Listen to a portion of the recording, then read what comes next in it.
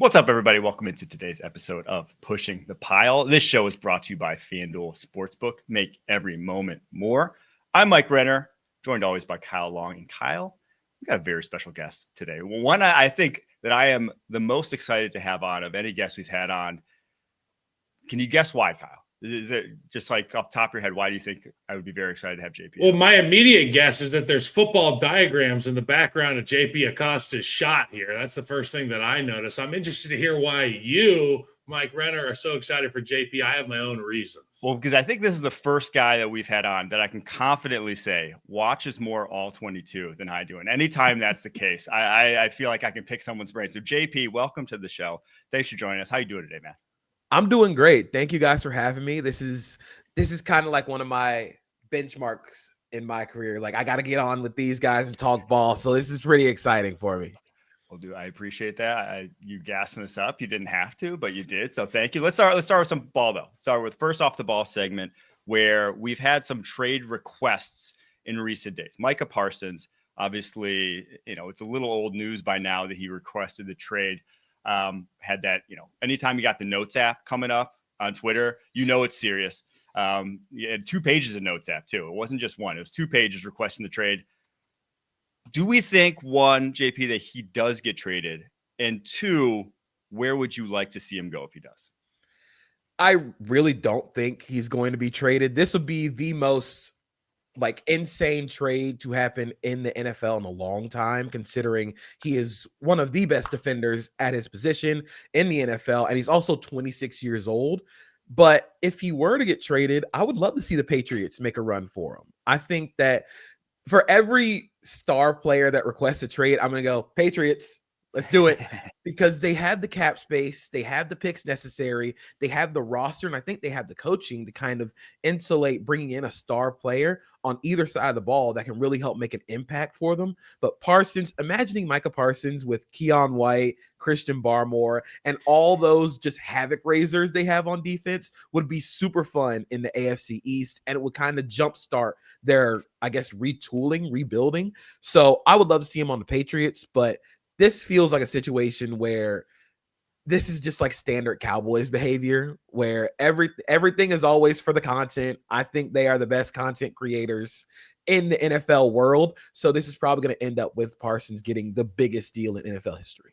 JP, I got to say, I love the New England thought because it would bring some extremely big-time star power to a team that right now kind of lacks the notoriety on the defensive side of the ball. You named a lot of guys who get the job done well for them on the front end. They've got good players on the back end. To bring a real star, ties it all together.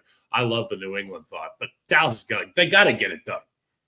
You brought up an interesting point, JP, that I actually hadn't thought of, and I think could be like a little conspiracy theory. We have all talked about in recent years, why the heck are they going to the deadline with Dak? Why are they going to the deadline with CD? Why are they playing around with Micah?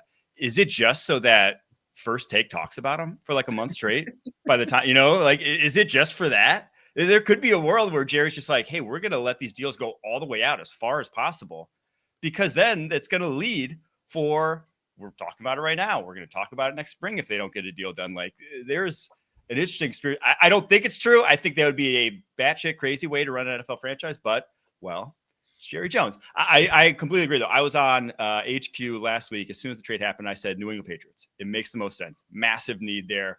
Massive hole. They've been spending all this cash. And anyone that trades for him, I think the big thing, if you're offering, because it's going to take 2 firsts plus, going back to the Khalil Mack deal, it's 2 firsts, a second. It's going to take like that. But it can't be someone like the Tennessee Titans giving up 2 firsts, right? The Tennessee Titans giving up 2 firsts, could be the number 1 overall pick, right? It can't be someone who has a lot of cap space and stinks. It's got to be someone with a lot of cap space who thinks they're going to be good. So I think them. The other dark horse who I think could make a play is the Los Angeles Rams. One, because this is their standard operating process, right? Is give up first for good players. That's what they do. They've done it. They only just stopped doing it after they won the Super Bowl. So standing operating procedure for them. But if you just go look at their cap hits or the cap, what they have in the future, 26, 27, they have about as much space as anyone else in the NFL. They don't have a lot of big deals there on the books. They could easily get Micah Parsons in there. Now, it's maybe not a need. You got Byron Young there. But if you had Jared versus Micah Parsons, you go from like a fun team in the NFC to a team that could easily win it all. That's how you make the most of it, JP, right? I mean, like he said Khalil Mack, and it made me think about Khalil Mack joining the room with Akeem Hicks, Eddie Goldman, with the linebackers that Chicago had at the time. That's how you maximize a superstar. The Rams, I'm interested to hear what JP says about this, because they've got those four horsemen again. It's what they've done for all of eternity for the Rams. They've always had great guys up front. Add Micah. Like, who are you going to block? Who do you slide to? That's exactly kind of the way that I think the Rams are thinking about their defense, which is, if you can win with four, we'll figure out everything else on the back end. If you can win with those guys up front and you can easily get to 3rd and long, you're gonna win most situations. If you add Micah Parsons to that group, now, like you said, you don't know which way to slide. All the stunts and games that you want to run become so much more effective, but you also just don't have to do that anymore. I think it goes back to, there's this like coaching clinic that Kirby Smart been uploaded to YouTube, where it's like, if you can win up front with as minimal numbers as possible, everything else on the back end becomes so much easier. You can devote much more numbers to the pass when you know that they can't block your four up front.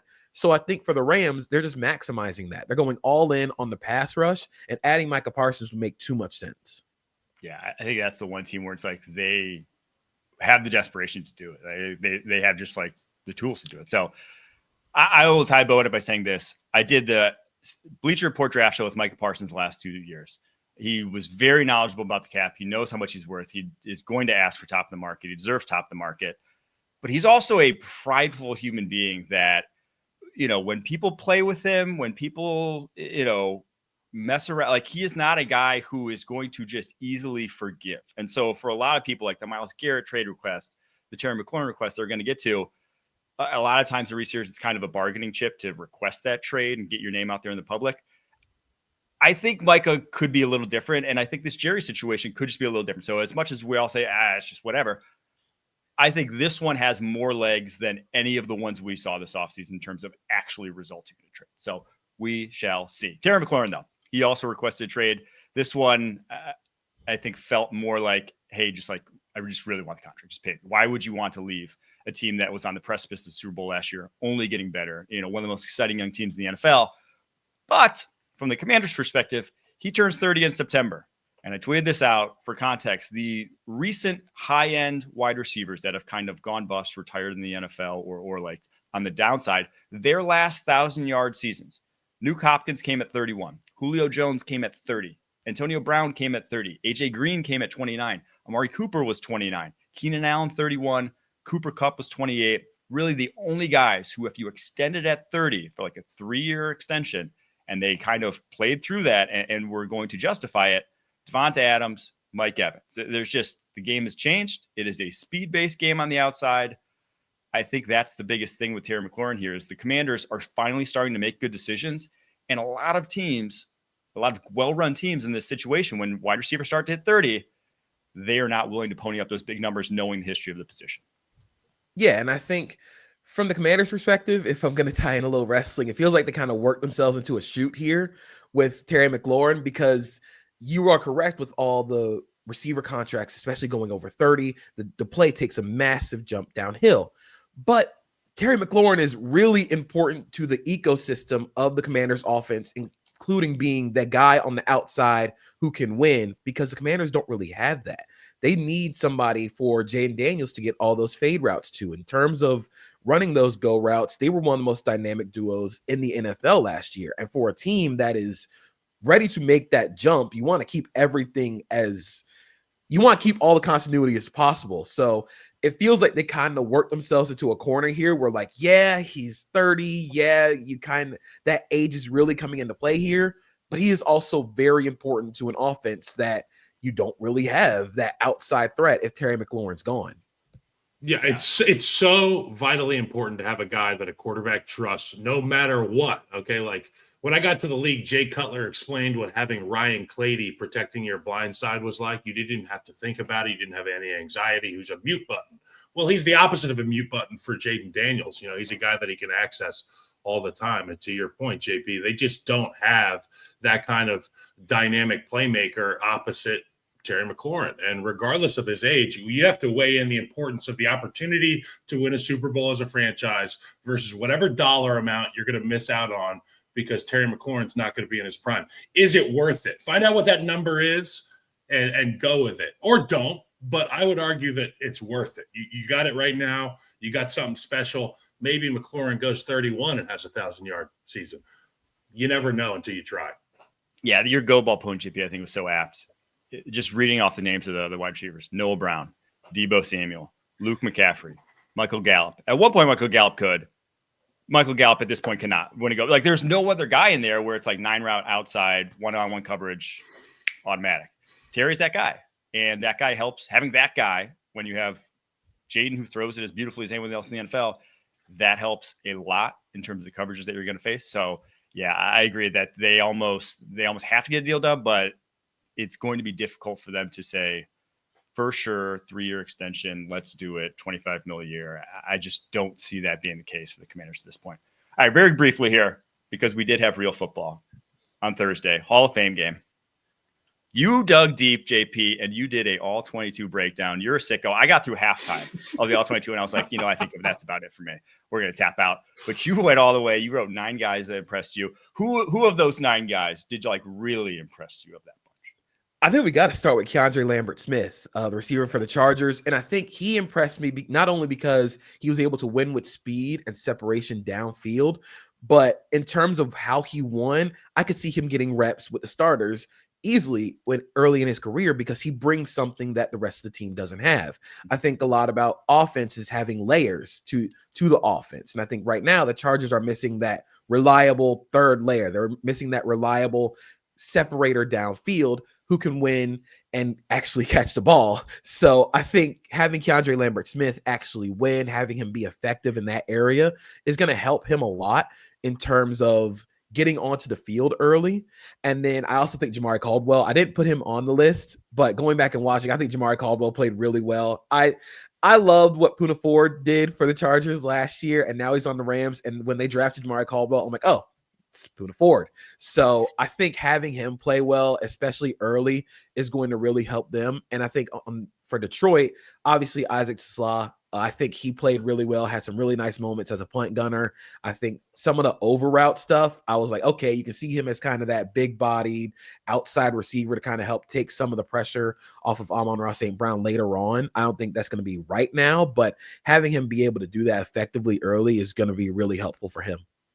Yeah, I love the Lambert-Smith shout out because he won that goal ball against Enos Rakestra early on, and that's something that just in the Chargers offense, one, you need speed when you're going to run 1-2 wide receiver sets. You want one of those guys to be able to threaten deep, or else it doesn't really work out. You're not going to get space from those guys.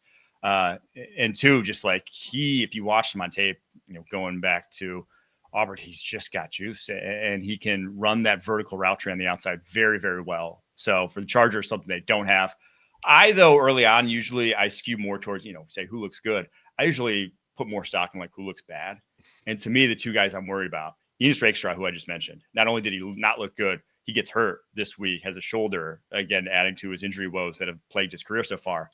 And then Hendon Hooker, my gosh, this guy's a 3rd-round pick. That was first throw of the game was a stick route, 6 yards, middle of the football field. He airmailed it by he put that thing 12 feet in the air. And then he had a go ball, it was bread and butter. That's all he did at Tennessee, right? That's what we said he could do coming out. He left it short by about 6 yards. Should have been a pick when the wide receiver had him stacked. So it was only 6 dropbacks, whatever. But the fact that he's in a camp battle with Kyle Allen and seemingly losing it at this point in time for a 3rd rounder from a couple years ago, that one was not very encouraging to me. Yeah, right. You just worry about the lack of reps, especially from last season. And now he's actually getting thrown into the fire. And you're just like, oh, this is the NFL game speed is a lot different when you're playing against guys that wear a different color helmet. Yes. All right. That is our first off the ball segment. After this, we are getting to the NFC best case scenario and worst case scenario for every single team. Right after this.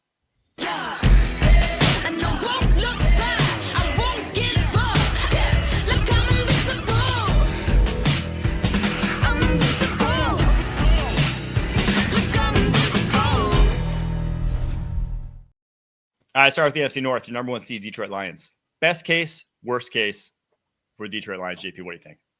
My best case scenario for the Lions is talented roster weathers the storm, But the worst case scenario is the offensive and defensive brain drain are too much to make up.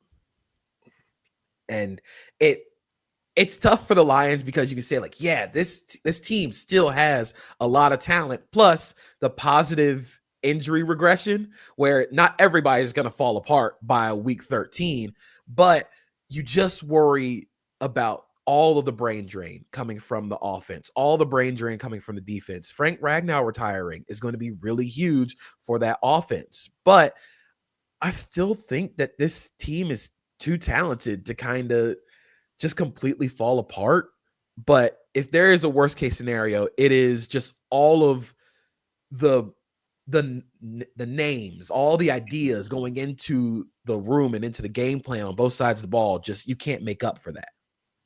I like the phrase you used, brain drain there. And there's going to be a lot of that. But one thing that I had here in my notes is that this is a team whose identity is don't blink, regardless of what's happening around you. You know, it's something my dad used to tell me. Even if the sky is falling around you as a player, you just keep swinging your sword. Eventually, they'll come get you off the field. That's kind of what Dan Campbell has instilled in this team. And regardless of what the X's and O's are going to be, we can set our watch to the fact that this is going to be a team that performs at a tough level. But my questions are about the health coming into the season. What versions are the defensive players coming back off of injury going to be, and can they carry that out? We know injuries are going to be sustained throughout the season. How much are we going to get back from last year's injuries for this defense? And I'll say this, as much as, you know, I think we give Dan Campbell a lot of credit for instilling that sort of confidence, instilling that mantra in that team. Brad Holmes has drafted players that also, you know, like sometimes you can say that all you want. If it falls on deaf ears, no one's going to listen. But he has guys on that team that like live that sort of mantra, like Amon-Ra St. Brown, like Aiden Hutchinson, like Brian Branch. Like this is a team built with leaders that aren't just going to let it fall off a cliff. So I do think what I'm the most worried about is just Jared Goff without Ben Johnson. Like that's it. It's you go back. My comp I've been saying all offseason is 2017 Falcons. 2016 Falcons led the number one offense in the NFL, 33.8 points per game, went to the Super Bowl. Matt Ryan wins the MVP. You bring everyone back. And I think I would say Matt Ryan is a better quarterback than even Jared Goff. Bring everyone back. It's supposed to be run back, but you don't have Kyle Shanahan the next year. You had Steve Sarkisian. All of a sudden you go 33.8 points per game, 22.1. It's like, why did it get bad? What happened? Well, it's like sometimes, especially in the NFL, when it's like the edges are super small and you got to be at the cutting edge every single time, especially from a play calling perspective. If you just don't have that guy and you got a first-time play caller and John Morton doing it, it might just not look the same. So the best case scenario I have is that talent is more important than coaching. I think it is at the end of the day. I think we see that with the Philadelphia Eagles last year a lot of the times. But still, I think you'll see a bit of a step back. So the team that was the dominant one seed, I think just becomes one of many kind of vying and nipping at the Eagles' heels now in the NFC. All right, let's get the Vikings. Best and worst case scenario. My best case scenario is the offensive line takes a step forward to match the skill position groups. But my worst case scenario is JJ McCarthy isn't good enough. And I think for the worst case scenario, I kind of oscillated between JJ McCarthy isn't good enough versus JJ McCarthy isn't ready. And I think there's a difference between both of those where if he's not ready, you can say, okay, we're just going to go into next year because his team is kind of built for the long haul to be QB proof.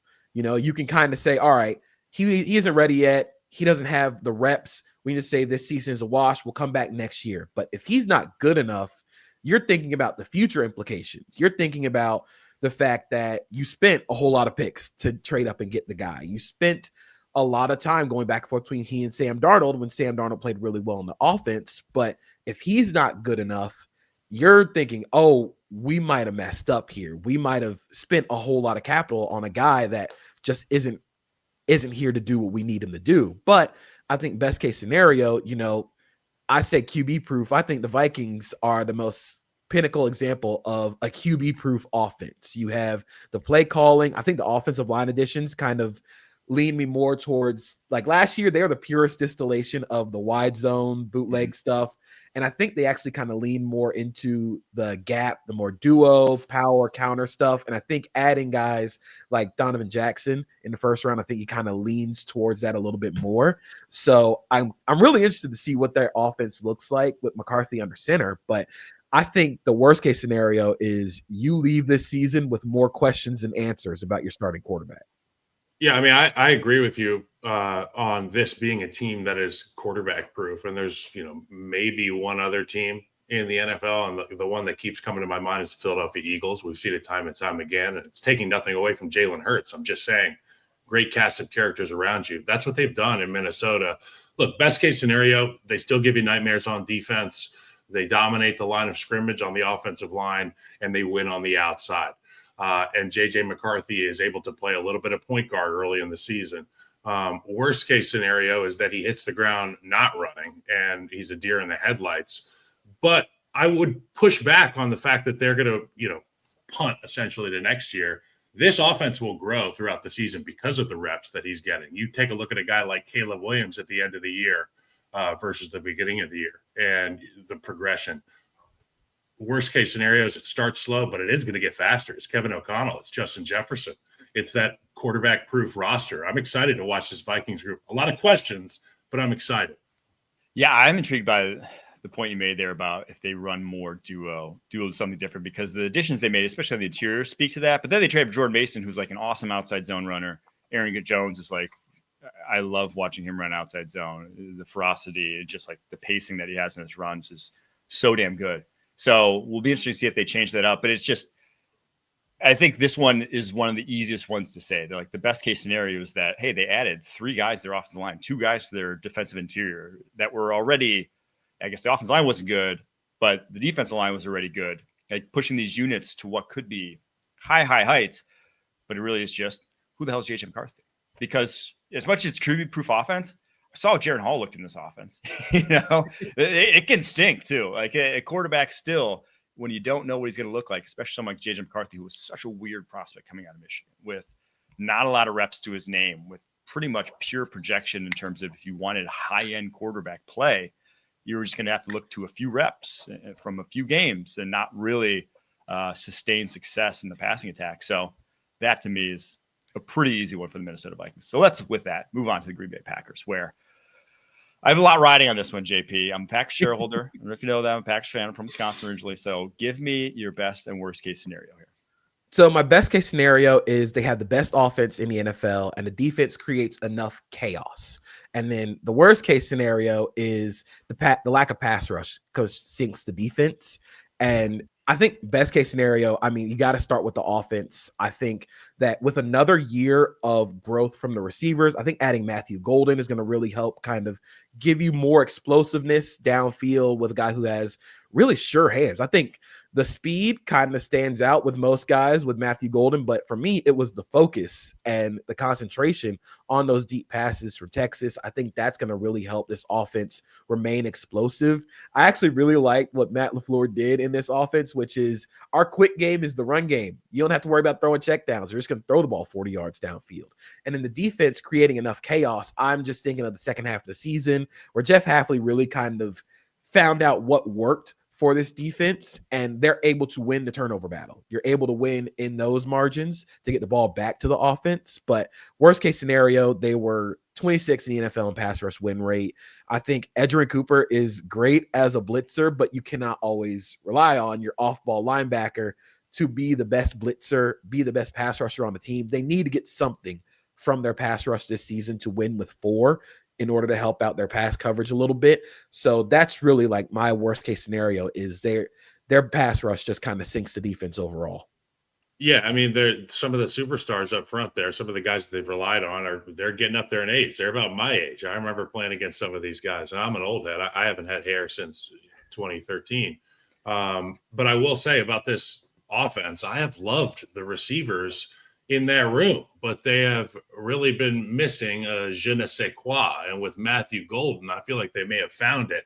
If Jordan Love can stay healthy, if he can get into that flow state as a quarterback, what we've seen, like 6 games in a row, 5 games in a row, you're like, oh my God, go watch week 4 to week, 8. Jordan Love can put those things together. And if he can put multiple of those things together because of his health, it can be what JP said. This Packers offense may be the best offense in football. And that could be disgusting for a guy like me to watch. I would hate to see that. And, kind of get Jordan Love off the screen writhing in pain. I hate to see that too. I almost hate to see my enemy's team with their quarterback down. I just hate seeing injured players. But at the end of the day, Halfley, are you going to get the most out of your guys on the edge? Are you going to be able to cause havoc in a division where the quarterbacks are pretty darn good and there's some playmakers? Caleb Williams is going to be getting better. You better beat the Bears at home. Worst case scenario, the Bears finish above the Packers and they beat them at Lambeau. That's worst case scenario for the Packers, I would imagine. I mean, that would be a nightmare scenario. On Brett Favre's jersey retirement night. Remember that one? So we don't have to go back in time. We're looking forward, Kyle. We don't have to go back to your glory days here. I'll say this. I completely agree with the assessment of the offense. This has potential to be the best offense in the NFL. One of the biggest strengths Jordan Love has is that he will give his guys chances. The problem has been he has had super inconsistent wide receivers. And they've been young, right? First and second year guys. They've been super young. They're now either in the third or fourth year, that entire group. Hopefully that inconsistency goes away. And you hopefully now, if you have a guy who, when you give him chances, and from what I've heard out of Packers training camp, Matthew Golden has been making plays when given 50-50 balls, things of that nature, where it's like, maybe it's not quite open, but Matthew Golden's going to fight to go get the football. They just haven't had that guy. Unfortunately, he's trusted Christian Watson on too many occasions to be that guy. And it's led to some picks and some bad plays over the years. But if you get that guy, it could look like, the stretches they've had of dominance. But the biggest thing is the defense. If the defensive line doesn't get better, if they can't rush the passer, you can only rely on blitzing, scheming it up for so long. And especially with the state of the secondary, with the state of their cornerback position, they were a top 10 defense in terms of EPA per play last year. There's not really a metric outside of that, or like a position group outside of that. We can be like, yes, this was responsible. And that's why people are excited heck about Jeff Halfley and the job he did. But talent still talks. And if you don't rush the passer, and if you can't do it consistently, especially with the improvements of that division now, with the Bears should be getting better, with the Vikings offensive line only looking better, it could ultimately return to mediocrity and ultimately sink the Packers season. Let's get the last one in the NFC North here.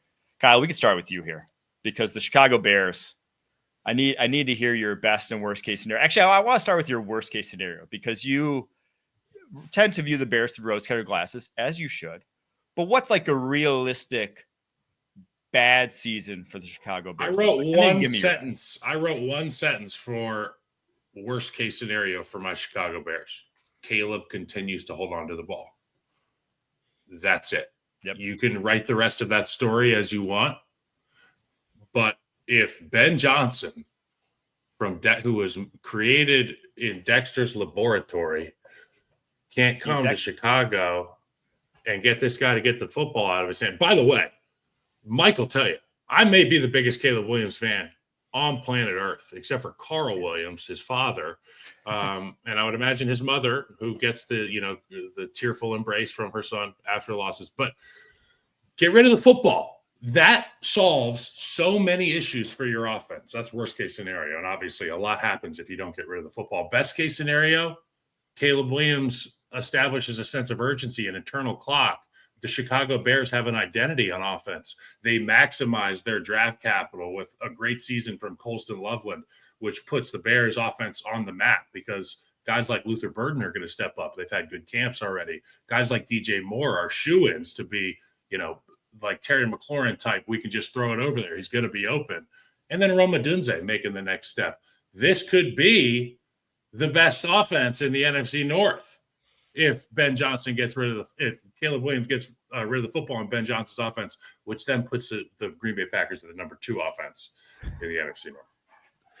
I think your point about getting the ball out is really interesting and really important in Ben Johnson's offense, because above all the trick plays, above all the really cool stuff Ben Johnson will draw up, the biggest thing that I noticed watching the Lions offense is the attention to detail. Everything is so to a point. And when you watch the Lions and you watch Jared Goff, he has such a good ability of getting from 1 to 2 to 3 because everything is so detailed. And hearing some of the reports out of Bears training camp with all the attention to detail that Ben Johnson wants, I think DJ Moore had mentioned, or like Luther Burden mentioned, like, I got to run every time I make a mistake. And it kind of reminds me of that opening like speech from Remember the Titans, where it's like, we're going to be perfect. If you drop a pass, you run a mile. And that's exactly what needs to happen for this Bears offense that is still very young. And I think that attention to detail is going to really help the quarterback, because you hold on to the ball because you don't know the details of the offense. You don't know the fine workings, the ins and outs of, okay, this is going, here's where this goes. Here's where all the pieces fit together. So I think having Ben Johnson in his ear to be that, okay, here's the details of the offense, is going to really help him out. Yeah, we discussed, I mean, the Bears offense lack of attention to detail quite a bit a year ago. I mean, even stuff as simple as just their zone steps, along the offensive line, and just not having like the same angles. It's just easy day one stuff. It's like there's 4 voices that different guys hear. You need to have one voice. There needs to be one voice. I do think that best case scenario is that, Caleb is who everyone thought he was going to be coming out. But then also he adds a rushing element to Ben Johnson's offense, an option game to Ben Johnson's offense that you didn't have with Jared Goff. It was the only team that was top 5 rushing offense in terms of EPA per rush last year that didn't have a mobile quarterback. That, like, his dominance that he's been able to scheme it up by just under center running game, hand it off, has been unique in today's NFL. And not only can you do that, you could now add a guy. You can get a number back in the running game, which is what option is all predicated on. So that is your best case scenario. And I do agree, like, the outcomes of this offense are all over the map. They no one bats an eye, I think, if they turn into a top 3 offense in the NFL. But it is just Caleb Williams, sack reduction, negative play reduction, what he did last year, because this wasn't as bad as Drake. As much as he took a bunch of sacks, right? Second most in the NFL, I believe. It wasn't as bad as what Drake May was dealing with along the offensive line. I don't even think, watching him on like obvious drop back scenarios, that it was as bad as what Jane Daniels was dealing with in Washington. I thought the Bears offensive line was okay, like winnable if you had the goods. Now it's going to be awesome, right? Now it's going to be a lot better even, but a lot of it, if you're saying, the sacks, it's going to get better, we improve the offensive line, a lot of it was just Caleb Williams a season ago. So that is what has to change. Let's get to the NFC South. Tampa Bay Bucks, your winners a year ago. JP, what's the best and worst case scenario for this team? So my best case scenario is the defensive improvement helps them win the division again, and they make the second weekend of the playoffs.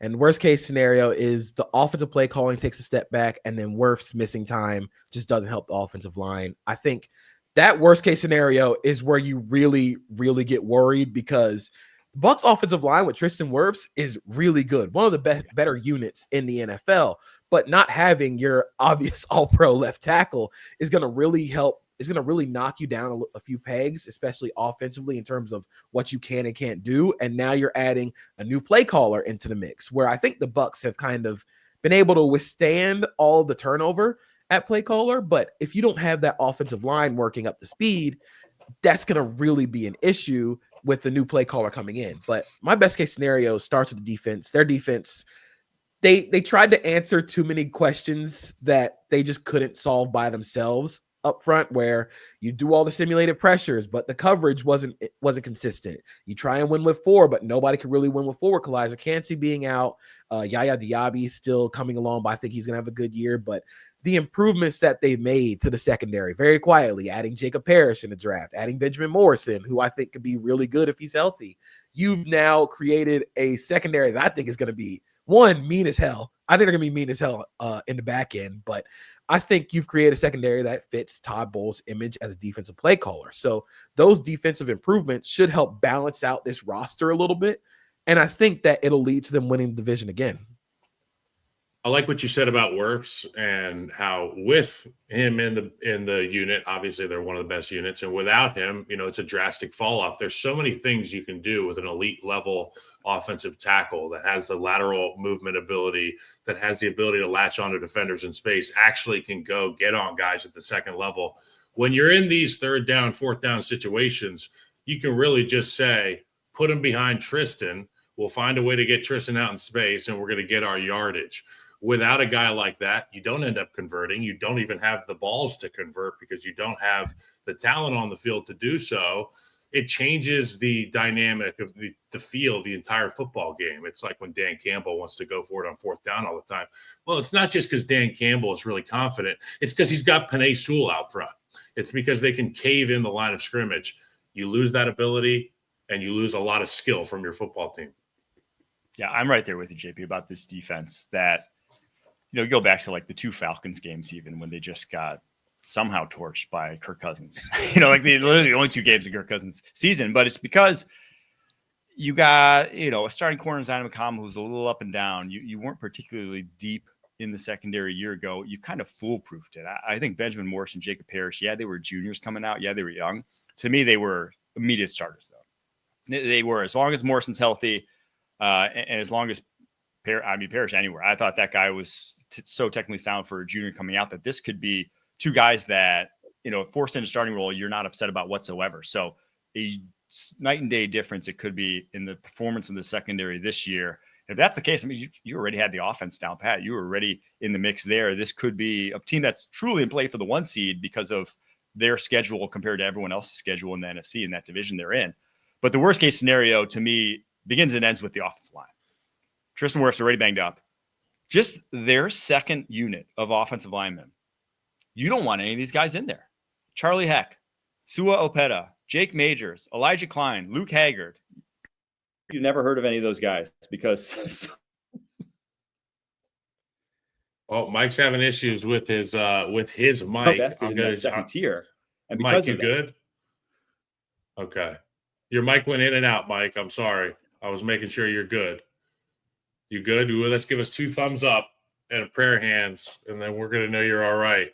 We can keep crushing the Bucks, 6th, 7th, and 8th O linemen. Oh my God! I hope their parents aren't listening to this. All right, sorry. I was just lamenting that their second unit of offensive linemen are one of those guys. Truthfully, I mean, they have not injury-proofed this offensive line whatsoever, and that's the biggest worry. Is that not only if Wirfs is 1 and he's going to miss a couple weeks, you get a second guy in there, all of a sudden it is open season on this Bucs offensive line, and that can always sink your season, given what we've seen from Baker Mayfield over the course of his career under pressure. So, all right, Atlanta Falcons. Best and worst case scenario here, JP. My best case scenario for the Falcons is this offense is incredibly explosive. And in the defense, it just causes chaos. But worst case scenario starts with Michael Penix Jr. If he isn't what you thought you were getting in the back half of the season when he started. I actually charted some of Michael Penix Jr. in the back half of the season. I was actually really impressed with how he played, with the ability to remain explosive while also not taking any sacks, which was incredible for a guy who isn't exactly like a nimble guy in the pocket. You're not thinking of him as a scrambler, but he was able to beat blitzes with his arm, with his mind, which I thought was really advanced. But the biggest difference in this offense was you were able to get some of the outside of the number stuff. You think of all the corner routes, you think of the go routes, and now you're just like, okay, we're going into a full season of this. To start off, I think this offense is going to be super explosive while he continues to grow his repertoire over the middle of the field in some of the quick game. You can kind of see a sort of similar offense to the Packers, where their quick game is just Bijan Robinson and Tyler Algier run game. And then it's like, hey, we're just going to throw the ball 40 yards downfield. If Kyle Pitts is making that jump, like the reports out of training camp are saying, like, this offense can really be super fun. And I'm a big fan of Zach Robinson, how he designs that offense. So I think that could be really cool. And then defense, just with everything they added to the pass rush, all you have to do is just create a little bit of chaos. You don't need Jalen Walker or James Pierce Jr. to be 12, 15 sack guys. If you can just get 5 or 6 from multiple guys where it's pass by committee. If you can win with multiple guys and you can create chaos, you can get some turnovers, you can get some negative plays, you can get the ball back to the offense. I think that's their best case scenario. But with worst case scenario, if Penix Jr. isn't it, then you're wondering, like, we put a lot of picks into this. We traded up. We traded our future first for James Pierce Jr. with the hope that Michael Penix Jr. is going to lead us to the playoffs. So if that doesn't work, if Penix Jr. isn't it, you're back to the drawing board. Only reason that Michael Penix Jr. will not be it, JP, and we're in agreement on all this stuff, is that he's not going to be healthy. I mean, it's the only thing that I could see happening. But what I've also seen happen since we saw him in the nation's capital against Jaden Daniels under the bright lights is that this young man can play some football. And he plays like an old man. You talked about his lack of mobility, but I really like his touch, his ability to use the entirety of the field, his accuracy. And you said beating people with his brain. I just think he's got such a sense of calm out there that he exhibits as a quarterback.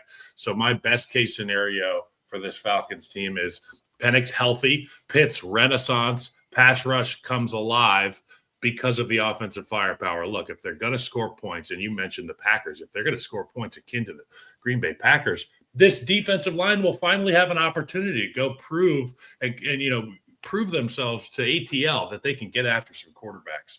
And what's better than a good pass rush at home on turf, JP? That sounds like a recipe for chaos, especially with all the guys that they have. Like, I'm a big fan of Jalen Walker. I thought he was awesome going into the draft cycle. I think James Pierce Jr. as a designated pass rusher, and he's apparently been crushing it at camp. So if you can get those guys up to speed, Caden Ellis made some really nice plays as a pass rusher. You just have all of these guys who can sort of, like I said, win by committee, where you just get some pressure from everybody in the group. And I guess it's the inverse of the Packers receiver room, where it's like you don't know which guy is the straw that stirs the drink because everybody gets their shot.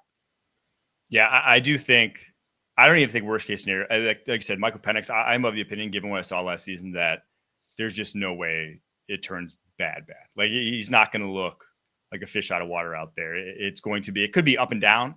Could lead in picks. That wouldn't surprise me given his play style. But – you're going to have far more explosive plays than you ever had a year ago at minimum. So the upside's very tantalating, but I will say about the front seven, it's not necessarily the pass rush. I think Raheem Morris, you've seen him go back to his last year in Los Angeles, what he had just to cobble together even a modicum of an okay defense was impressive. Like, he's been able to generate pass rush with less than stellar one-on-one type winners. But what I'm a little worried about is that the guys they added are trim. I mean, if you're talking about the running game, Jalen Walker playing the running game off the edge, we've really never seen it much. James Pierce, 245 pounds, going up against 350-pound offensive tackles. Like, is he going to be able to set the edge at the NFL level? That's my worry, is that this, can you even get to the third downs? Can you get to the third and longs? Because they may be getting pushed around a lot in the running game, and then you're just unfortunately, that leaves you with your hands tied behind your back. All right, New Orleans Saints, we don't have to take long, but JP, best and worst case scenario here.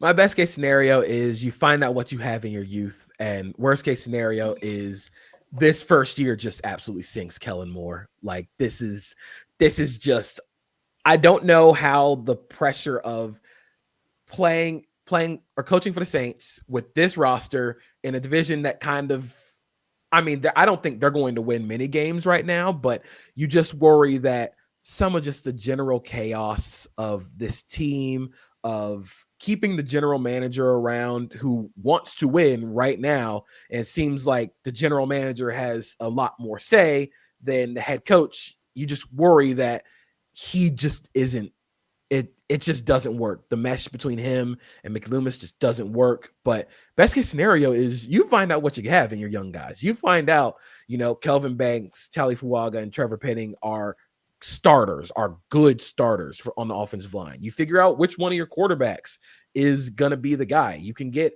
a healthy season from Chris Olave and Rashid Shaheed, and now you're starting to build those building blocks for the future. And I think that's where they need to be after this season. If you can just find out which one of your guys that are of your youth are going to be here for the long haul, that's a success. Yeah, sometimes when you own a home, you plant a tree. And at first, the tree is really little, and it kind of pisses you off because you're like, I dug that big-ass hole. And and that was hard, and my back, it hurts. But then, you hang out on that porch and you watch that tree a couple summers, and next thing you know, that tree's big and it's giving you shade. That's what the offensive line moves and investment for the New Orleans Saints will look like when hopefully they don't win a lot of games this year. But as you put, they go out there and they become good players on the offensive line. The moves they made positionally end up working out so that when they do get that number one pick, he steps into one of those quarterback-proof offenses that we talked about earlier, JP, and we're a long way from that in New Orleans. But that's kind of the good news for New Orleans. You can watch that tree grow of your offensive line. Yeah, I think the worst case scenario I wrote down here revolves around that offensive line because they've invested 4 first-rounders along the offensive line, 1 second-rounder. I mean, they've built it up. Kind of how everyone says build it up. Build it up through the draft. Those guys stay longer. You have them for a longer period of time. But the thing is, last year they had that, and they were the 32nd ranked pass protecting offensive line by PFF. They could not, in obvious pass situations, get the job done. And so they had to scheme around that. They did a lot of stuff to do so. Clint Kubiak did. What does it look like this year? Do those guys take steps forward? Because if you ask any draft analyst, the evals on Talias Fuaga, Trevor Penning, like you'd be kidding yourself if you were saying these guys were high-end pass protectors. They got drafted because they were run blockers. They're junkyard dogs that Yes. beat people up in the run game. And then they look like those bodybuilders that you see that are just like grotesquely jacked. And then you're like, okay, go fight that guy. And they're like, they can't even sometimes that's how these guys look in pass. But they're going to get better. Okay, you stretch it out a little bit, roll it out. But that's the worry, is that you go into this season, you're still like, yeah, we invested we have all these first rounders. We're not getting rid of these guys, but somehow we still can't pass protect. I think that's the scary part. I think the other worst case scenario, if just as a fan, is if you drafted this, this big draft class. I love their draft class, but if you go into week 1 and it's just Kelvin Banks starting, which is a real possibility, Tyler Shuck may not be seeing playing time. Quincy Riley may not be starting at corner, your 4th rounder. Jonas Sanker, your 3rd rounder, may not be starting at safety. Danny Stutzman, Vernon Broughton along the defensive line. Like if all those guys are backups, because one of the best parts about being a fan of a bad team is you all of a sudden become like this pro personnel scout. You want to be like, oh, how are our young guys doing? You get to see a bunch of your rookies. You get to see a bunch of second-year guys. They still got a bunch of vets on this roster, and they still stink. That's the worrisome thing if you're a Saints fan. You may not, because Kellen Moore isn't paid to develop guys and isn't paid to, make you have a more enjoyable experience as a fan because you're watching younger players. He's paid to win games, and the vets on that roster may give them the best chance, but then you may not just get to see any of these youngsters get a chance. So that's the worst case scenario. All right, Carolina Panthers, your last place team in the NFC South here. What's the best and worst case scenario for them? So my best case scenario is the offense continues their growth and the defense takes a big step forward with their acquisitions. But the worst case scenario is it centers around Bryce Young taking a step back. I think last season, the back half of the season, he kind of showed that he can play with that timing, can kind of maximize that offense. And I think that he needed that little bit of a break in between of being benched to kind of just reset a little bit. And I think sometimes that's fine, but the worry is if it just doesn't click with all the receivers, with the run game. I think their run game can be really fun this year. I think that their offensive line is built to run the heck out of the ball, and I think that's going to help insulate Bryce Young a little bit. But in the best case scenario, you have Tedero McMillan, you have Jalen Coker, Xavier Legette, and Adam Thielen. You have all of these guys who can create layers within the offense. I think McMillan and Bryce Young are going to really click in terms of where they both win. But defensively, you added so many guys up front. It's kind of, they acknowledged their issue last year was we just weren't big enough in the run game. They got run over. And so we're like, okay, we'll just go and add all of the big people we can find up front to try and win that trench battle. And I think if they can take a step forward there, I'm a big fan of Ejiro Evero. He has a lot of faith in there's a lot of faith in Evero based on him continuously staying with the Panthers throughout all their regime and personnel changes. So this could be the year that it all finally clicks because the roster has a lot of talent this time on the defensive side of the ball. Yeah, this is the second delayed gratification metaphor I'm going to make, but I said the Bryce Young experience is like driving a Ford EcoBoost. You stomp on the pedal and nothing happens, and then you just wait there, and then 3 seconds later, holy shit, you better buckle up because this car is going to move. That was the Bryce Young experience. And, it took Rod Wave reaching out to this guy when he was benched, which I thought was a really classy move. And Bryce Young didn't get into specifics. But we've rooted for Bryce Young on this podcast because I love the underdogs, undersized. And now the cavalry has arrived. Like you said, they've got defensive players filling out those weak spots. They went and got Turk Wharton. They've got a number of guys that they drafted. And then on the offensive side of the ball, they actually have real weapons. And, Xavier, you get him the football in space, and he's like a big old horse that you just can't even bring down. T-Mac, I want to watch him be a real explosive, dynamic rookie. Look, the future's bright. So my worst case scenario is they're already past that. I don't see this team moving backwards on either side of the ball. I agree with everything you said, JP, except for one small thing. I actually don't think the worst case scenario is Bryce Young going backwards. I think it's him staying the exact same. Him being the exact quarterback we saw last year and having those moments, whether it's like that Eagles game in the final drive where he tantalizes, but just not being consistent enough. And so, because if that's the case, you're talking yourself into him for another year. And maybe you're going into year 4 and you're like, well, we got to pick up the 5th-year option. We'd be crazy not to. What if he takes that next step? And so I think that's the worst case scenario, because if he takes a big step back, you're like, okay, yeah, he's 5'10", he's weighs less than our head coach. He's gone. We're going elsewhere at the quarterback position, at that point. But if he's kind of just the same guy we saw, even the second half of last season, where I thought he was good, but obviously the results weren't good. That's the worst case scenario, because then you're tied to him for 2 more years, and you could still be going through that roller coaster for 2 more seasons of just will he, won't he? And I think you kind of just stay in the same place you are in the NFC South hierarchy then at that point. All right. There's your NFC South and your NFC North. We're going to take a quick break. After that, we got the West and we got the East. Right after this. When you need your sports news all the time, we've got breaking news to bring to you. CBS Sports HQ gives you a snapshot of all the sports that matter to you. When you need your sports in a snap, find it on CBS Sports HQ. Streaming free anywhere you are. All right, Los Angeles Rams. Best case, worst case. What do you got? So my best case scenario for the Rams is the offense just hits a completely different level and they make it back to the Super Bowl.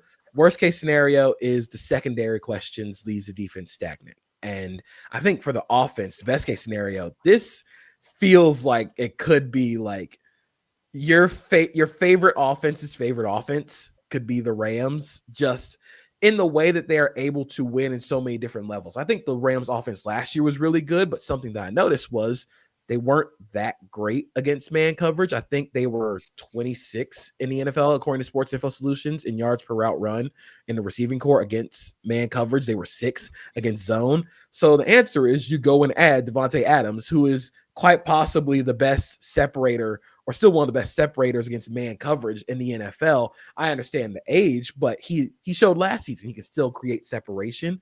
And now the offense just has they have more answers to the questions that you're going to ask them. I think some of the explosiveness questions are still going to be there. I'm actually a big fan of Kanata Mumpfield, who they took in 7th round of draft. I think he can be a really good explosive option for them, but the offense being explosive, they can get to the Super Bowl with that offense. But worst case scenario is just, like I said, if you can win with 4 that answers a lot of questions, I don't know if the secondary can hold up long enough, if both health-wise and you're still kind of cobbling together this secondary. You spent all of the high picks that you have on the front, which is fine, which obviously worked, but the secondary still has a lot of questions left to be answered. I'm worried about a little bit about the lack of speed in the secondary.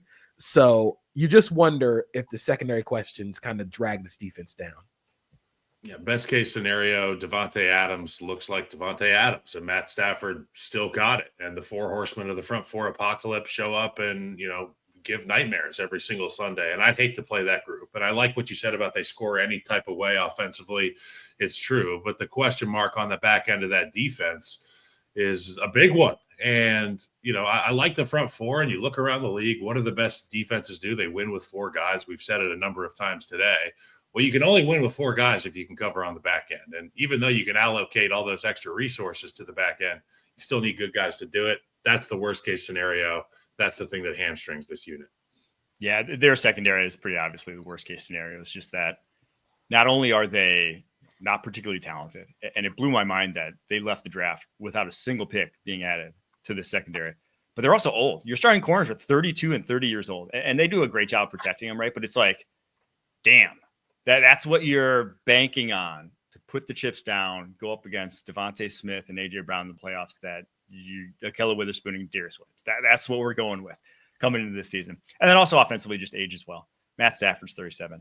Devontae Adams is 32. We talked about over 30 wide receivers in that. Like, he's best case scenario, but it just, with every given year, it goes down a little bit. I know how I felt at 32, and is nowhere near how close I felt at 28. So it happens. It's unfortunate. Father Time beats us all. So Rams, though, I am excited to see this offense. I obviously, when it's a Sean McVay coach offense, which is all the talent they have there, it could be special. Let's get to Seattle Seahawks. Best and worst case scenarios. So my best case scenario is the defense is a top 3 unit in the NFL. The offense just does enough.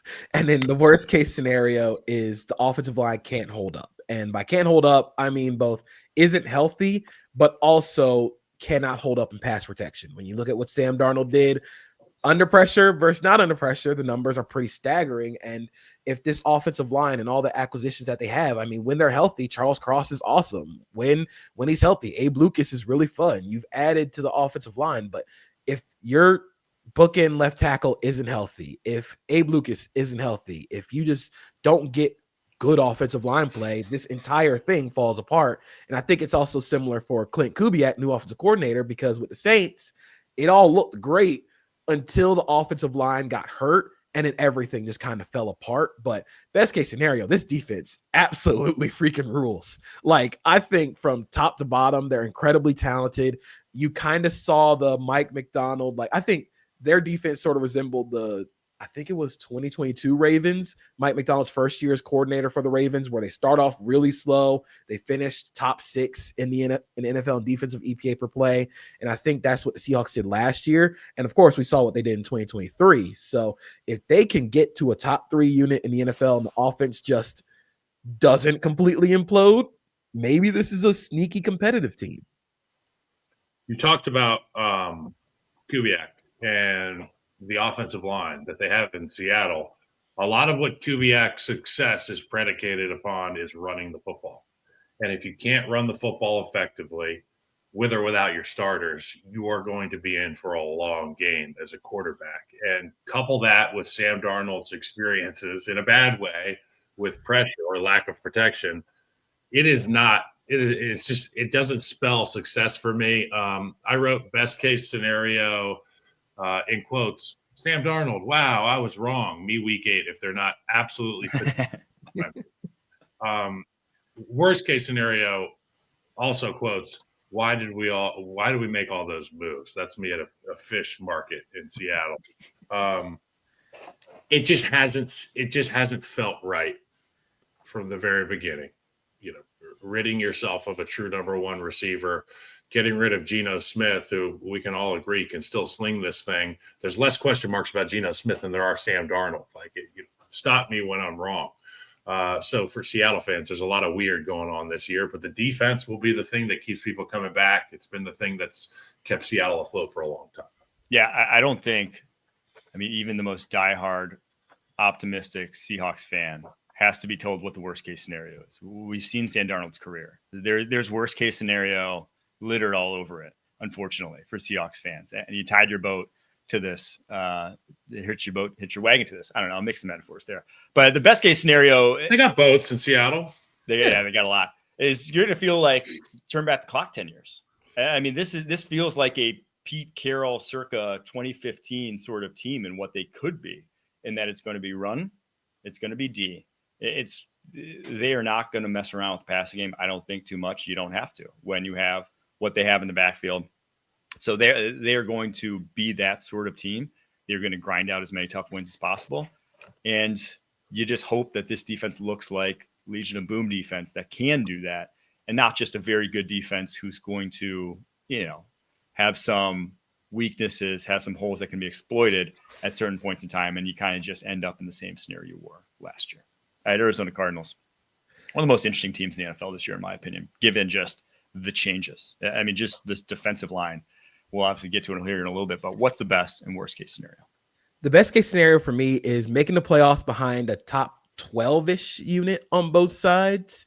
And then worst case scenario is the Kyler Murray, Marvin Harrison Jr. connection just can't get going. I am a football nerd when it comes to, for best case scenario, I'm a football nerd to the point where for grad school, I wrote my master's thesis on the 3 safety defense and if it could work in the NFL.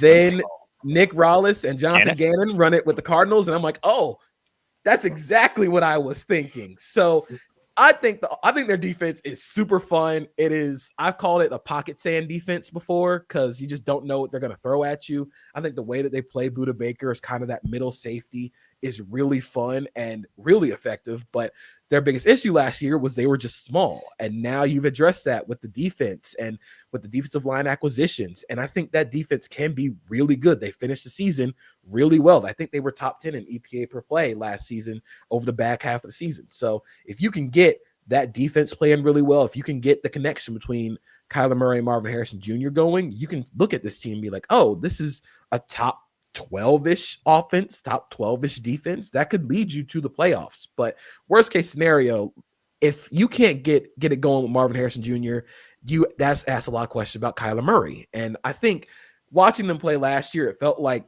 2 guys from 2 separate bands who were really good in their respective bands. When they come together for like a little tour, it seems fine, but it just doesn't connect the same way. It doesn't hit the same. And you could tell that they were still trying to figure out what each other likes on the fade routes, on some of those backside of the 3x1s. If you got it, just throw it.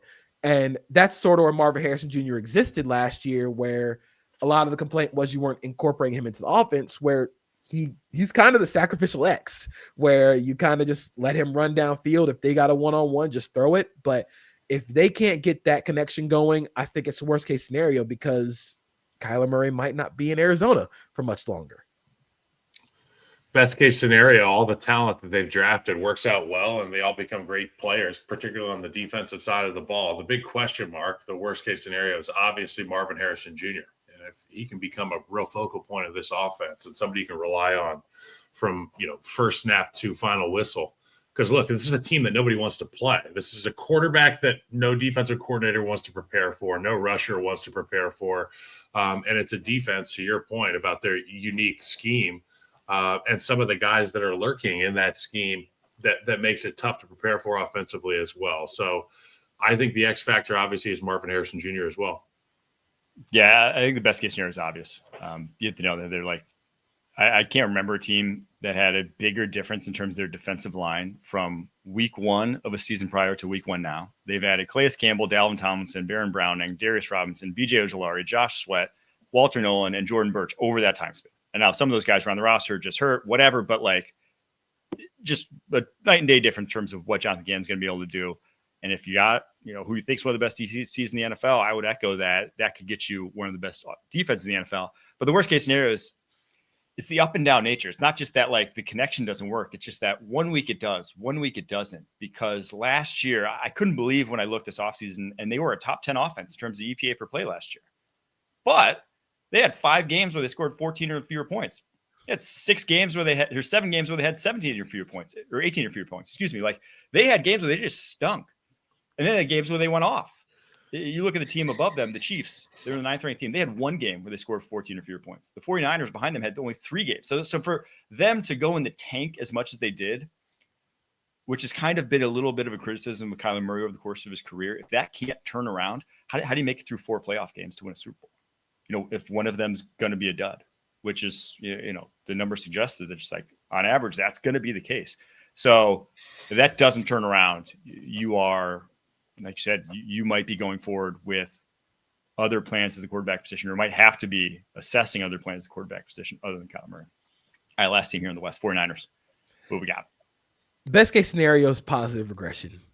It's straight like you just get positive regression on both sides of ball. But the worst case scenario is just too much inexperience at critical positions. I think with this team, there's the questions at receiver. There's questions with all the acquisitions on defense if they can get those young guys playing.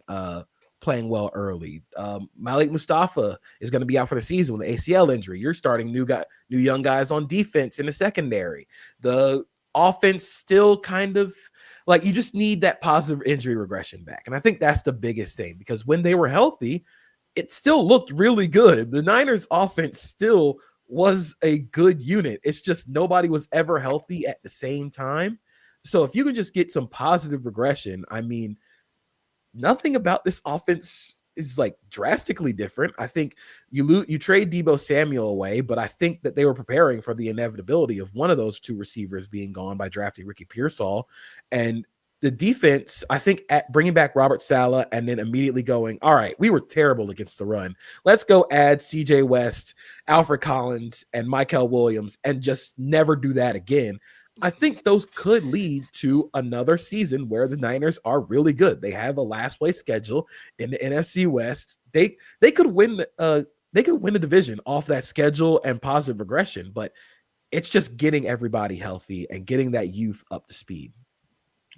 Best case scenario, this team stays healthy, particularly the skill players on offense, and they become a team that we see playing meaningful football at the end of the year. And that guy right there is the centerpiece of all of it. When you pull that Lego piece out, you can't make, there's like 7 or 8 pages in your playbook that you can't build. So if we can get through to Kyle Shanahan and have him understand that the volume is not as important as, week in, week out availability, that'll be great, because this Niners team, to your point, Saleh coming back in the building, that's an immediate shot in the arm to the run game, to the toughness, to the culture of that defensive side of the ball. You've still got stars over there. Offensive side of the ball, same thing. And I'm glad you talked about, even when guys were injured, this offense didn't go down in the dumps. Kyle Shanahan's brilliant. He's been doing it a long time, and I think there's a handful of guys that are underappreciated. I'd say Shanahan's on that short list, and I put LaFleur in there too. Yeah, I'll just add one more thing in terms of worst case scenario, because the best case scenario is like obvious. They still have all these stars. They still can be the team we've seen in the past. But has John Lynch looked at this offensive line? I mean, you're relying on a Trent Williams at left tackle who's about to turn 37, who, he had a stretch there in San Francisco where he was healthy. But over the course of his career has not been a pinnacle of health. And again, 37. We've seen Aaron Whitworth do it. We've seen other guys do it. Not everyone's capable of doing it. And we already saw him get hurt last year. Because after him, Ben Barch at left guard, Jake Brendel at center, Colton McKivitz at right tackle. I mean, McKivitz has always been kind of the weak link there, but now you have other weaker links. Dominic Puny, we love at right guard, no complaints there, but it is thin up front for a team that's trying to be a contender in a conference where D-lines are kind of, there's some damn good D-lines that you're going to have to face. I just think that has potential to sink your season at some point in time. If Trent Williams goes down, you're truly toast. You truly are not going to be able to win a lot of games if he's not on the football field. All right, last division here. NFC East. Washington Commanders. What we got? Best case scenario is the Commanders' offense is the best in the NFL, and they make the Super Bowl. And then defense.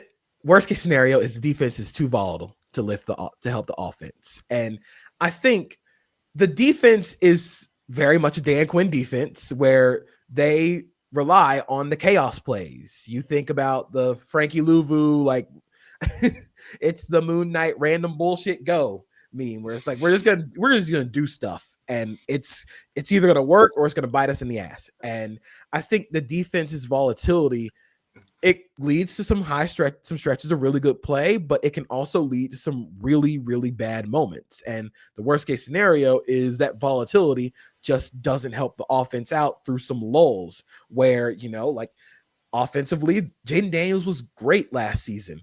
There were you worry a little bit about some of the regression, some of the turnover stuff, he was able to be really good without turning the ball over. And I think that's a really important thing for a young quarterback to have.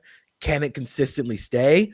That's left to be seen. But if it does, the best case scenario is this offense is the best unit in the NFL in terms of what they're able to do in the run game. You keep Terry McLaurin around, and you just have too many questions for defenses to answer at a certain point in time. Yeah, best case scenario is more of last year and maybe less one-score games and more like let's run some 4-minute here type games. Worst case scenario, the one-score games turn into losses. The defense still not up to snuff from a talent and youth standpoint. Quinn got so much out of that unit last year. It's like what you just said. It was very much a Dan Quinn unit. They were relying on, what'd you say, the Moon Knight plays? The moon haunts you. That's what Dan Quinn says into his headset. That was a Marvel Rivals joke, Mike Renner. I know you're out of the game, but some of us are still in it. Yeah, that's what it is. I mean, those blitz packages with those linebackers in the A gap, like I have nightmares thinking about it as a guard because you're sitting there with a 300-pound three technique in your face, and then Bobby Wagner, Frankie Luvu are right up there, just in your face. It's a nightmare. But worst case scenario, defense can't hold up in the big games. Jaden gets you to the big games. Look, there's no bad scenarios involving Jake Daniels. Yeah, I think we all kind of know that the Washington, they did stuff defensively. There's nothing you could point to where you're like, yeah, that's for sure going to work out. It's all kind of like it could, but it could also be the exact same D we saw a year ago. That was, the only one of the bottom 12 run defenses in the NFL to make the playoffs.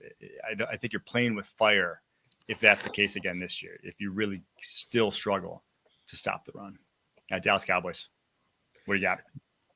The best case scenario for the Dallas Cowboys actually is the offense taking pressure off the quarterback, and you're just competitive in 2025. Worst case scenario is you can't run the ball and your defense can't stop anything. And when it comes to taking the pressure off the quarterback, I think with what Brian Schottenheimer wants to do, what he did in terms of his coordinator hiring Clayton Adams, is they want to run the ball more. They want to be effective running the football. Clayton Adams was the offensive line coach in Arizona. They ran a lot of gap scheme, a lot of pin pull. I thought the Cardinals' run game was super fun.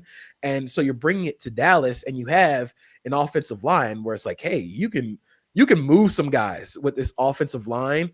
The hope is you take some of the pressure off of Dak Prescott. I think that's where the Cowboys offense really struggled last year. And in the Mike McCarthy era was every mistake Dak Prescott made, it wasn't just it's a bad throw, incompletion. Bad throw, interception, chaos. Leading first take tomorrow morning. Is Dak Prescott good enough? But that's not a sustainable way to run an NFL offense. You want to create an offense where the margin of error for your quarterback is so wide where there's a bad throw. We can overcome it. We can maximize how good you are, minimize the mistakes. And I think with what this offense did and bring in George Pickens, which is a really fun compliment to CeeDee Lamb in terms of the explosiveness, they haven't had a guy like George Pickens in that offense since the best of Michael Gallup.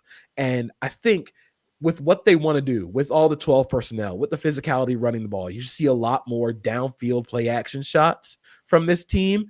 So if you can just get some of the pressure off of Dak Prescott to be perfect on every single throw, you can make this team pretty sneaky competitive. Of course, this all is hinging on if Micah Parsons is still around, but if he's still around, this team can be sneaky competitive with that formula. Yeah, I can't even imagine. The only scenario I'd imagine that'd be more exciting for Dallas Cowboys fans is if Deion Sanders was the head coach, George Pickens was a receiver opposite CD, but that didn't happen. That's water under the bridge. I'll say this: Dak Prescott, highly underrated, underappreciated, and somebody who gets talked about in the wrong way more often than not. Because if you've watched him play the game of football, he's been tough. He's taken a beating. And to your point, the scheme hasn't lended itself to being quarterback friendly. You've got some quarterback friendly elements now in this offense. You talked about the offensive line, and it's something that I fell in love with when I first started playing football was that Cowboys offensive line. Well, it went away. We've seen the old heads, guys that are younger than me, so they're really young men like Zach Martin come and go. Now there's this void. Who is going to be the next group? Are they going to step up? We saw Guyton go down with an injury. Tyler Smith is a great player. Cooper Beebe is a guy who's got some experience at the center position now. We've got so much youth. Take the pressure off of Dak. I think that's a great way to go about it. But the worst case scenario is George Pickens does George Pickens, and it's just CeeDee Lamb and Dak Prescott out there. I do think it is interesting that the Cowboys, they kind of turned into the analytics darlings here. They're going to be interesting to track for that reason alone, in that they have loaded up on corners, loaded up on pass rushers, loaded up on receivers. They have the worst running back room in the NFL. They have no one that can stop the run on their defense whatsoever. They are going to they have kind of gone all in on all the things that matter for a passing game. And so we'll see how it works out. But I do think that the mismatch between how their offensive line is built and then how their running back room is built is throwing me. Like, this is not a running back room that's built to run behind, which should be, a very imposing in terms of physically what they can do from like double teams, movement perspective, like you touched on, JP, that these guys aren't built to maximize it. Miles Sanders, Javonte Williams, they kind of went off a name and not based off of what we see from those guys late, unfortunately. All right, let's get to the last two teams here. And then we get out. New York Giants. I'm interested to hear your best case scenario because I have some takes on the New York Giants that I feel crazy for, but I want to hear what you think could be the best outcome for this team. My best case scenario is you feel really good about your defense and Jackson Dart to leave this season. Worst case scenario is you just don't feel good about Jackson Dart in any capacity. This defense, quietly, kind of fun, can be pretty damn good. I love what they did in the secondary. I think adding Paulson Adebo, who has been one of my underrated favorite players to watch at corner. Drew Phillips is awesome at nickel. Tyler Nubin's really fun. You add Javon Holland. That defensive line is going to be incredibly nasty up front. You can see games where hey, if we can just hold the opposing offense to 12 points, maybe we can get something out of the offense. And then the best case scenario, whenever Jackson Dart plays, you feel confident in knowing that he is your guy. Regardless of what happens with Brian Daboll at the end of this season, you're confident in Jackson Dart being your quarterback of the future. Worst case scenario is you're just not confident in that, not at all, and you're going into another season where you might need another quarterback. So it truly hinges on if you feel confident in Jackson Dart and if this defense is going to be really good. I don't want to say really good, but if they are good enough to be okay, we can hinge our profile on a couple things. Defense being really good, we just get enough from Malik Neighbors. We get enough from whoever's throwing him the ball. Best case scenario, that front seven or that front four becomes a unit that can carry a football team and win games for you, not just a strong unit. I'm talking about creating turnovers, extra possessions, points off of strip sacks. This unit will be for real, okay? This is the type of unit that makes me happy that I'm not playing anymore. And the other best case scenario is Jackson Dart trots out there eventually and gets better every single time we see him. Worst case scenario, Jackson Dart trots out there and quickly has to be trotted back off of there. That's the worst case scenario. Yeah, I think just a rotation on the quarterbacks where it's one guy's in, he sticks, next guy in. That's obviously something that's very plausible given that quarterback room. But my best case, I think this team could make the playoffs. As crazy as it sounds, I think they have one insanely good defensive line. I think it could be the best defensive line in the NFL, given, if Abdul Carter looks like Jared Verse did last year, I think it's the best defensive line in the NFL, and obviously as a prospect, even if he's just as Will Anderson was, I still think it could be the best defensive line in the NFL. And then you have a defense that's good enough to kind of win games on their own. And then offensively, you have a kind of one-man wrecking crew in Malik Neighbors who could just be instant offense, who could be a 1,600-yard, double-digit touchdowns that, the rest of it may not be great, but he can take screens and go 50 plus and give you a shot in the arm when it's needed, and that the offense could look serviceable in that. So that to me is best case. But the one thing I'm worried about is that your DC is Shane Bowen.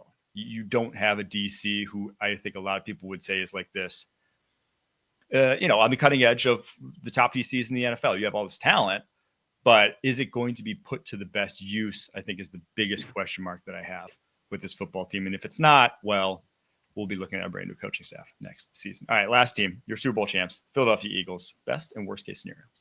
Best case scenario is a Super Bowl repeat. And worst case scenario, I put the new play caller makes the offense inefficient. And that's going to be really hard to do considering everything that you have on the offensive side of the ball. But we have seen this offense sort of be inefficient at times with a new play caller. And I'm really intrigued by what happens with Nick Sirianni, this year, because last year he took a little more of a hands-off approach to the offense. That is something that he talked about extensively before last season, which is he wants to take more of a game management role. But with Kevin Patullo now running the offense, does he have more of a say? Does he have more of input on game day of what the offense looks like? Is he going to be taking on too much? Is there going to be too many cooks in that offensive room? But best case scenario, this is still the best roster in the NFL. You still have a few of the best, like, I guess you have the best aces in the hole in any team in the NFL, which is that defense and that offensive line,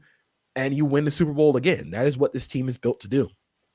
Best case scenario, Super Bowl repeat. Worst case scenario, NFC Championship game.